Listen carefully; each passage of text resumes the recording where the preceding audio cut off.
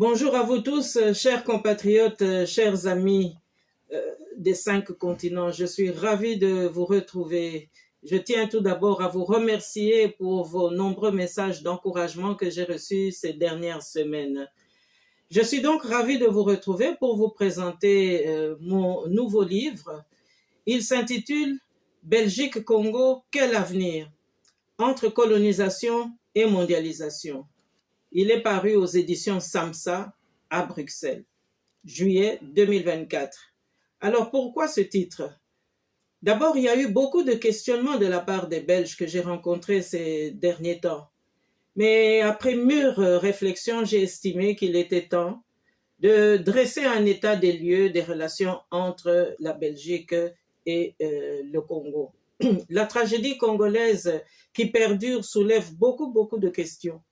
Trop de zones d'ombre persistent entre la Belgique et le Congo, dans un contexte géopolitique nébuleux et fort dangereux pour notre pays, le Congo. Alors, il faut quand même se rappeler qu'un peuple qui ignore son histoire est un peuple condamné à revivre les mêmes tragédies, les mêmes drames, les mêmes injustices.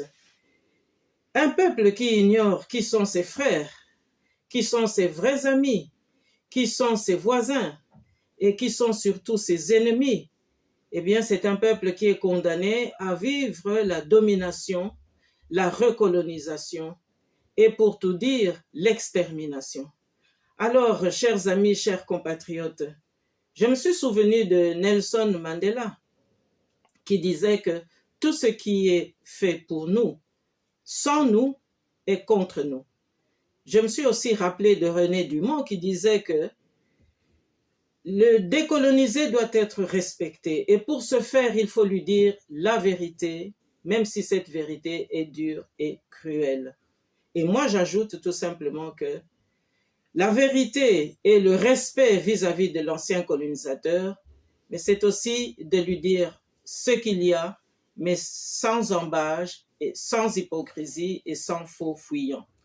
Entre la colonisation et la mondialisation, les relations entre la Belgique et le Congo ont évolué en dents de scie. Vous en êtes tous témoins, et particulièrement ces 25 dernières années, années où nous sommes occupés par le Rwanda, l'Ouganda, et où les milices meurtrières ravagent et massacrent nos populations.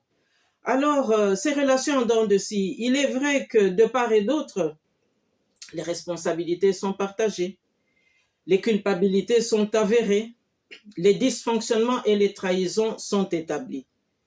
Alors, je vous invite tout simplement, chers amis, chers compatriotes, à lire ce livre qui vous permettra, je suis persuadée, de pouvoir vous poser les vraies questions, de voir aussi plus clair, mais certainement de trouver aussi des réponses pour rebondir afin de sauver le Congo. L'avenir qui nous attend est certainement un avenir meilleur à condition que chacun s'y mette. Alors, je vous rappelle encore le titre de ce nouveau livre, Belgique-Congo, quel avenir? Entre colonisation et mondialisation, aux éditions SAMSA, Bruxelles, juillet 2024. Alors, vous pouvez l'obtenir dans toutes les bonnes librairies, mais vous pouvez aussi l'obtenir en cliquant sur le lien www.samsaedition.be et vous aurez donc la suite des démarches à accomplir. Je vous remercie beaucoup pour l'attention que vous porterez à ce livre et je suis fidèle au rendez-vous que nous nous fixerons pour mieux développer les thèmes que nous avons abordés dans cet ouvrage. Je vous souhaite une bonne semaine et je vous retrouve bientôt.